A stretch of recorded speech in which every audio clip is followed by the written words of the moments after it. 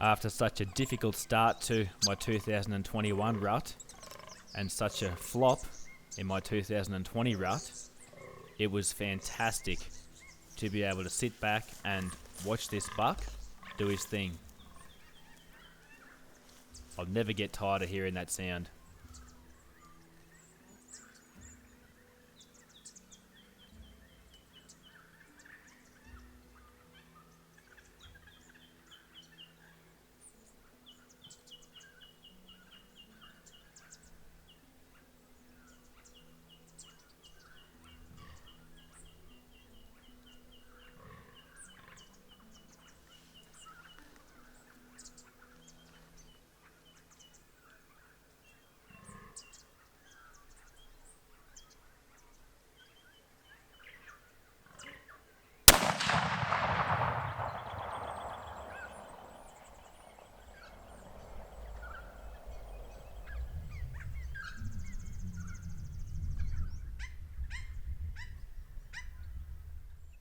I couldn't resist coming out for a walk with the rifle.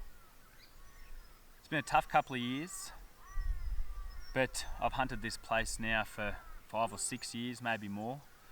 I've let plenty of young fellas go and I've tried to manage the numbers as best I can. And yeah, not getting a deer last year, combined with getting an infection in my elbow this year, meant that it was going to be tough again with the recurve, a big ask, which I'm okay with. I don't mind not killing stuff, but every now and then you've got to fill the freezer, and when you can do it with a nice buck like this, all the better. He's a little bit better than I thought he was. When I got up close to him on the ground, I was pleased to see he's a pretty decent buck. Could have done with a couple more years for sure, but I saw plenty more this morning that I'll let go so they can get bigger, and I'll enjoy some good hunting on this property, hopefully in the years to come. In any case, he's going to feed my wife and family and friends, and we're going to enjoy doing that. And I'm going to drag him into the shade now and skin him out and make myself a coffee and enjoy the morning before I go home.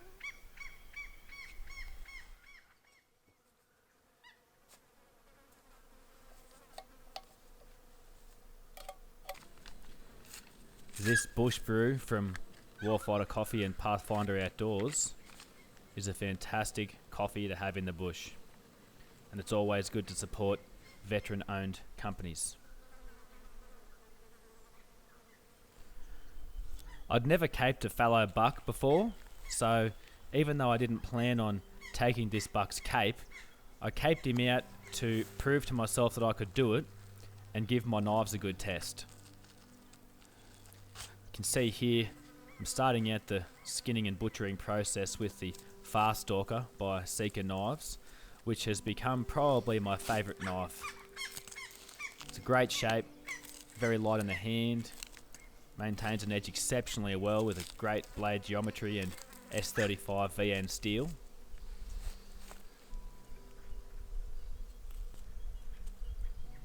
I know I said I've never caped an animal before, but I've skinned plenty of critters, and the more you do this, the better you'll get at it. You can see here, if you're planning on taking that skin to tan or give to a taxidermist, everybody's life will be much easier if you can cut that membrane between the skin and the flesh and keep the flesh on the carcass.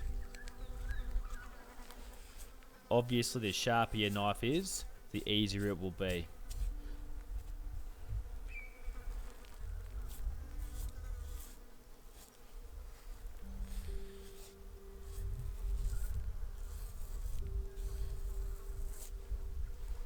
You can see here I've taken his shoulder off right up to the top of the back strap, and then I've cut all the way along his neck, and I'm taking it up to the back of his head, getting as much of that neck meat as possible.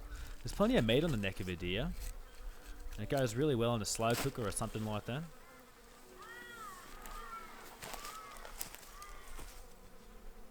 I'm going to make some much more detailed how-to videos of this kind of thing in the future, both doing it on the ground and doing it at home.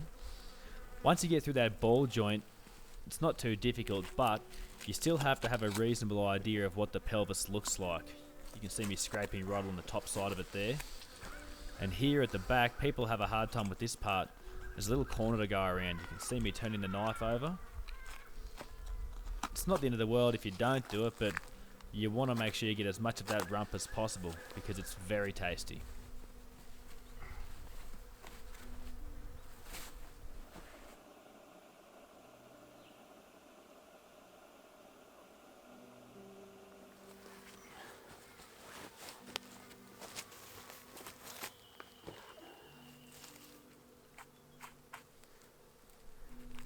Obviously, once you get to this stage, you can take it to a taxidermist, but I like the idea of refining my skills and learning a few things and having a bit of a crack. So I got my Seeker Knives feather blade out because it's a little bit pointier and decided to take his face off. I started at the front. I've seen it done both ways.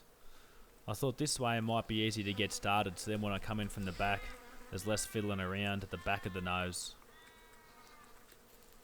Predictably, the only really annoying part was the coronets here, and I used my Leatherman to pry it off.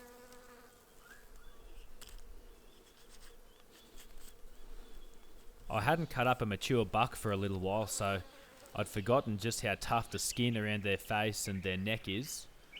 But the knife did a really good job. It made things very easy.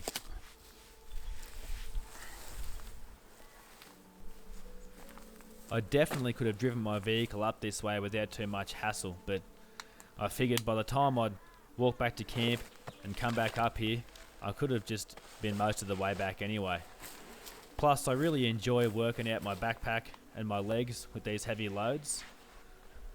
It makes you feel like you've earned it.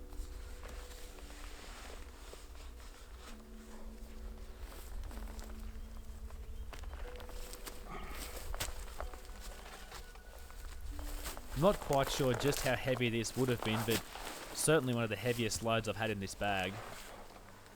Especially considering my camera gear and my stove and fuel and all that other gear in there.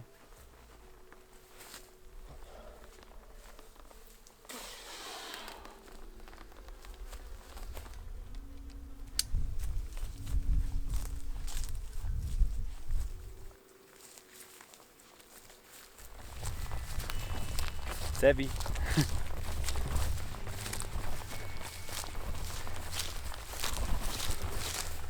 All 4 legs, plus the back straps and the head. Feels good.